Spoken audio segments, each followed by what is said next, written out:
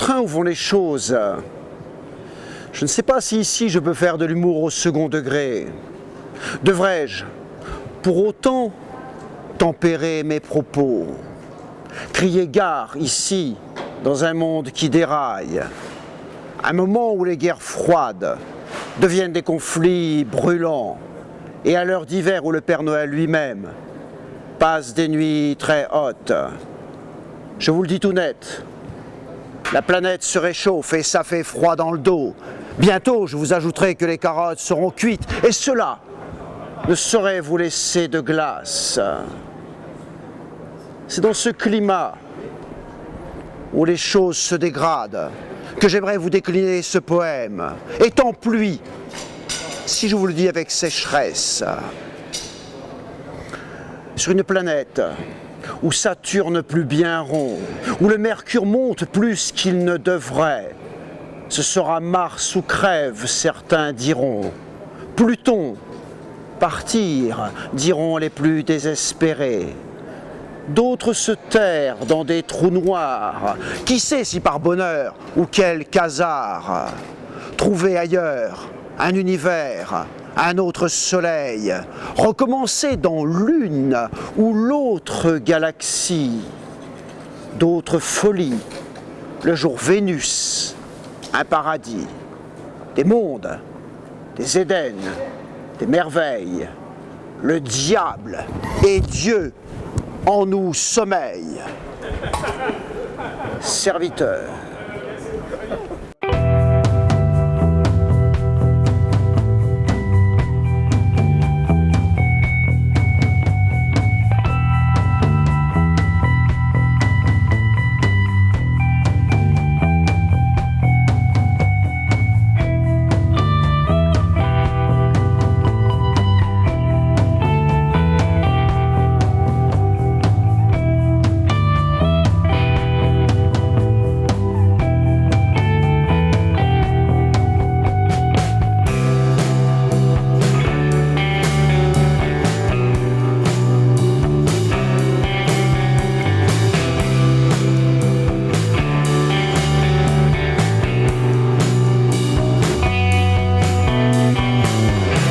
Mademoiselle, expliquez-moi un peu ce qui est en train de se passer ici dans ces boîtes en fer dont je ne comprends pas très bien l'utilité. Expliquez-moi le tout.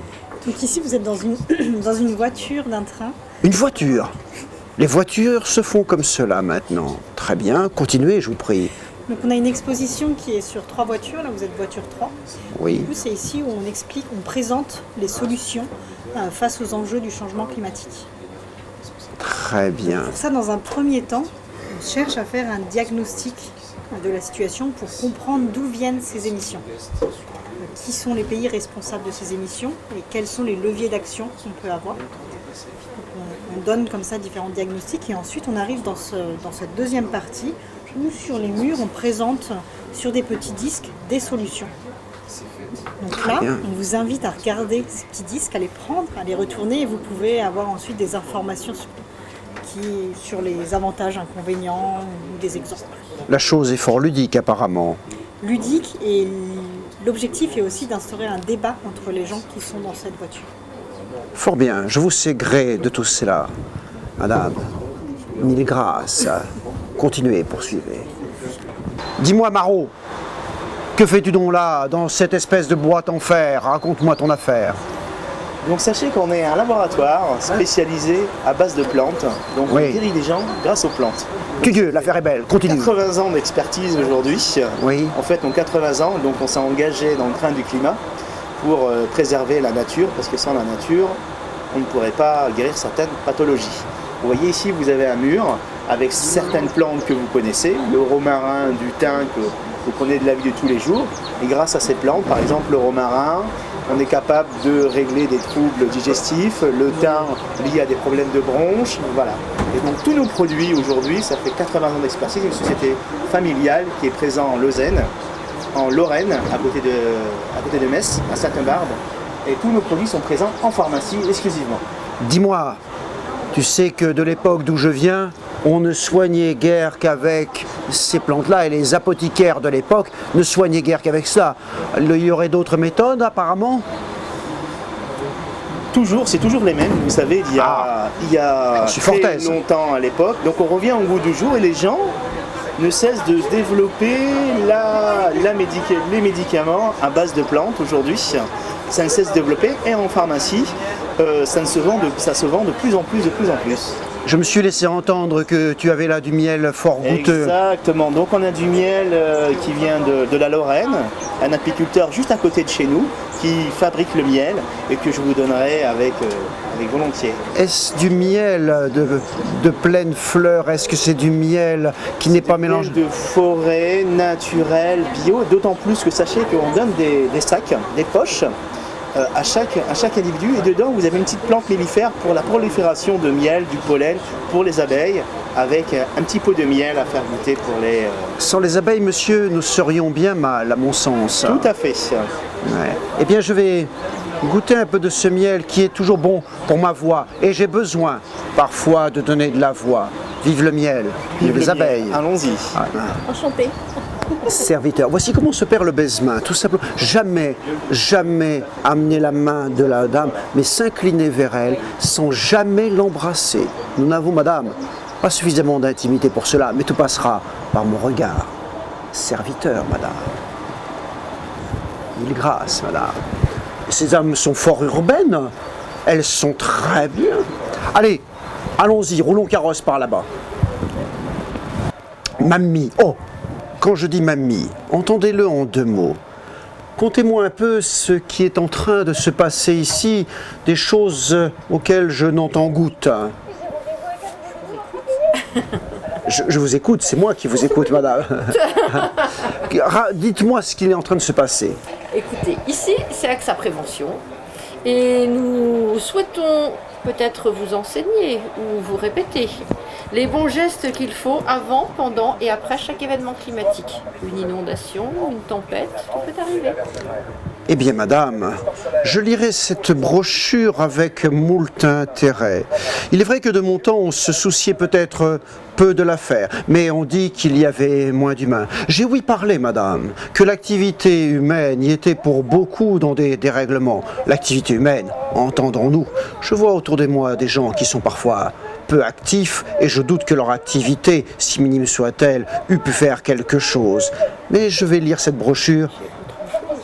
Vous avez autre chose, madame? Un cadeau. Oh, mais si... Un kit d'urgence avec une couverture de survie, une gourde et une lampe, huile de coude, qui fait aussi radio. Si fait, madame. Ce qui fait que l'on peut maintenant aller en pleine nature, se couvrir de cela, se protéger de cela et avoir de la lumière à volonté sans qu'il en coûtât à l'environnement. Ai-je bien compris? Tout à fait.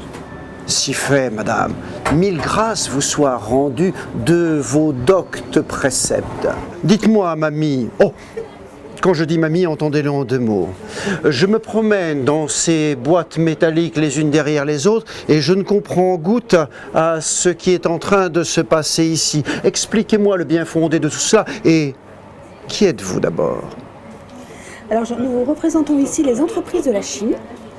Donc c'est un secteur important en France et il peut paraître surprenant de trouver les entreprises de la chimie dans un train pour le climat. Si fait. Alors, le pourquoi? Alors le pourquoi, c'est que nous sommes un acteur engagé dans la lutte contre le changement climatique. On a réduit de 50% nos émissions de gaz à effet de serre de 1990 à 2012. Et surtout, comme vous le voyez au travers de ce wagon, il y a un certain nombre de solutions que l'on propose aux autres secteurs de la société pour mieux isoler l'habitat, pour moins consommer de carburant par exemple sur les voitures, pour améliorer la carburation, pour contribuer à la mise en place des énergies renouvelables et puis bien sûr être au cœur de l'économie circulaire. Tout à fait. J'en parlerai à Louis XIII le Juste, car le château se chauffe assez mal et l'isolation serait à mon sens la bienvenue. Nous avons des cheminées qui consomment énormément d'énergie et qui sont peu calorifères. Il y a là une solution en fait qui est sous cette petite boîte qui serait fortement très adaptée puisqu'elle est très fine, donc elle permet une meilleure isolation et surtout une préservation des mètres carrés. Eh bien madame, nous nous isolerons ensemble, si vous le voulez bien. Mille grâces vous soient rendues. Je vous sais gré de vos renseignements. Serviteur, madame. Dis-moi, Marot. Qu'est-il en train de se passer ici? Que se passe-t-il ici? Mais une révolution? Dieu, une révolution. Oui, une révolution. Tiens, voyez-vous ça? Explique-moi donc cette révolution alors. Laquelle est-elle? Elle est énergétique. Ventre saint gris, je n'entends goutte à ce que tu me dis. Explique-moi ça par le menu, je te prie. Nous allons sauver le monde. Ah! Jeune homme, nous allons sauver le monde. La belle affaire. Chimistes que nous sommes, nous allons sauver le monde. Auriez-vous besoin de ces armes ou avez-vous d'autres armes? Nous avons beaucoup d'autres armes. Lesquelles sont-elles? Elles sont là-dedans. Alors explique-moi ça maintenant. La chimie. Connais-tu la chimie? J'en ai ouï parler, évidemment, mais éclaire-moi et raconte-moi ça par le menu, je te prie.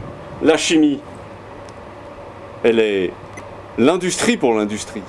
C'est elle qui va proposer les solutions innovantes. Elle Par se exemple, bat depuis de nombreuses années pour faire valoir ses droits. Elle est enfin reconnue. L'affaire est belle, je te sens bien engagé dans cette histoire-là. Quelle solution as-tu trouvé, dis-moi? Des solutions pour l'énergie, des solutions pour stocker l'énergie, des solutions pour le photovoltaïque. Tu as entendu parler du photovoltaïque? Mais je n'entends goutte à cela, qu'est-ce que c'est que cette affaire? Ce qui permet de récupérer l'énergie du soleil. Tout le monde l'a rêvé, les alchimistes l'ont rêvé, et nous l'avons fait. Il fallait que je traverse les siècles pour entendre enfin cela. Enfin, voilà des années qu'on galérait avec cette histoire-là. Vous l'avez trouvé? Grâce à nous l'avons trouvé. Viens, je vais te montrer. Ventre saint gris. Belle affaire que voilà. Viens avec. Allons par ici. C'est important de le souligner, de par l'investissement, parce que c'est vrai que ça fait 2 mois que tout le monde bosse pour que cette chose existe. On a l'impression là que ça se fait en claquant des doigts, mais absolument pas.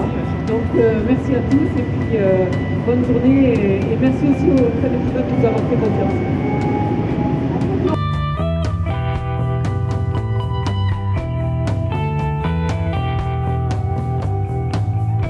Je suis venu ici et j'ai traversé le temps.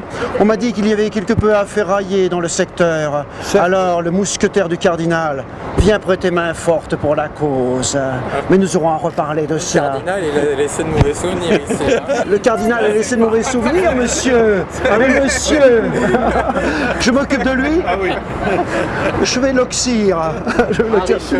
Après, s'il vous plaît. Pas pour le moment. C'est un criminel. Criminel J'ai de guerre. gracié.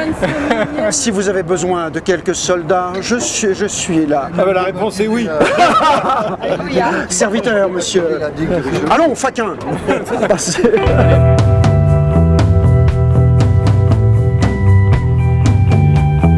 Moi, bourgmestre de Meaux, dis-moi, qu'as-tu retenu de ce train comme leçon pour le climat et m'en diras-tu si tu en as retenu des leçons pour La Rochelle?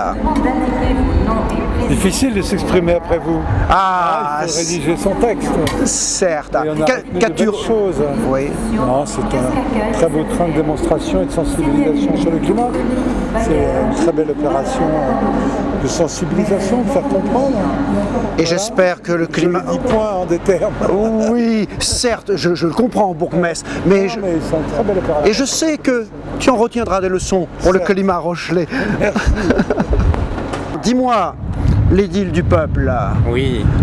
qu'as-tu retenu de ce climat sur ce train? Et le climat rochelais aurait-il à en enseigner, à Il est s'enseigner plus quelque chose? chaud que. Qu'as-tu retenu de cela, dis-moi? Bien, j'ai retenu qu'il fallait faire de gros efforts. Très bien. Voilà. J'en suis fort aise. Sinon, je peux montrer aussi de quel bois je me chauffe. As-tu retenu de belles choses de ce train, dis-moi? J'ai retenu beaucoup d'enseignements et je trouve que c'est très pédagogique. Et l'ancien enseignant que je suis a beaucoup apprécié. J'en suis fort aise. Nous aurons à reparler de ça dans un climat de sympathie, évidemment. évidemment. Un climat que je qualifierais de chaleureux. Celui-ci est le seul qui vaille entre humains, n'est-ce pas? Ça va de soi.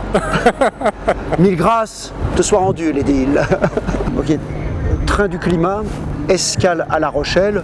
Pourquoi il y a ici un microclimat? Pourquoi est-ce qu'il s'arrête à La Rochelle, ce train? Écoutez, vous avez vu, le temps nous accueille de façon merveilleuse, donc on ne pouvait pas mieux choisir que La Rochelle. Pourquoi le train du climat à La Rochelle? 2010, Xintia. Le climat, La Rochelle, on sent bien qu'il y a une amitié, mais aussi des difficultés. Donc pour nous, quand le train du climat proposait de venir en Poitou-Charentes, c'était évident que c'était à La Rochelle que ça devait avoir lieu. En plus, on a une gare qui a un écrin absolument magnifique pour accueillir ce train. Et donc on se félicite de pouvoir l'accueillir aujourd'hui par cette très belle journée. Qu'est-ce que vous avez retenu de l'exposition ? J'ai retenu, alors on a beaucoup de choses qui nous ont été rappelées de façon très didactique, très pédagogique sur la manière dont les activités humaines influent sur le climat, dans la manière dont cette évolution se fait sur des millénaires et puis s'accélère au cours des années actuelles. Et puis on a aussi beaucoup parlé solutions, de façon très concrète avec les partenaires du Train du Climat qui ont chacun mis en avant les solutions qu'ils essayent de développer pour contribuer à freiner l'incidence de nos activités humaines sur l'évolution climatique. Et vous alors, comment comptez-vous agir ? Alors, train et climat, c'est deux mots qui vont quand même assez bien ensemble. Le train, c'est un acteur privilégié de la réduction des émissions de gaz à effet de serre et c'est toujours vertueux de se déplacer en train par rapport à l'automobile ou par rapport à l'avion. Donc évidemment, nous, notre enjeu, c'est d'amener le plus possible de gens au train, mais au-delà du train, le plus possible de gens au transport en commun, à la mobilité partagée.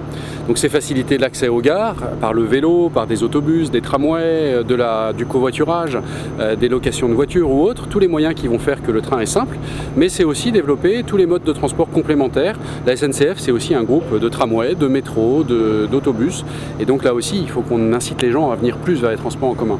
Et c'est vrai aussi pour le fret. Quand on déplace des cailloux ou des hydrocarbures, c'est pas très bon les hydrocarbures, mais il vaut mieux qu'ils se déplacent en train que de les déplacer sur des camions qui pollueront eux-mêmes encore plus.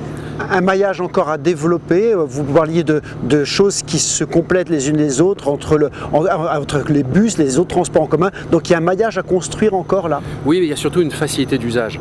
Aujourd'hui, c'est compliqué. Dans beaucoup d'agglomérations, il faut différents abonnements pour prendre le train ou l'autocar. C'est pas le cas à La Rochelle, mais on a une facilité à apporter aux personnes. Et là, le digital, aujourd'hui, qui se développe partout, depuis votre époque, certes, est une révolution que l'on utilise.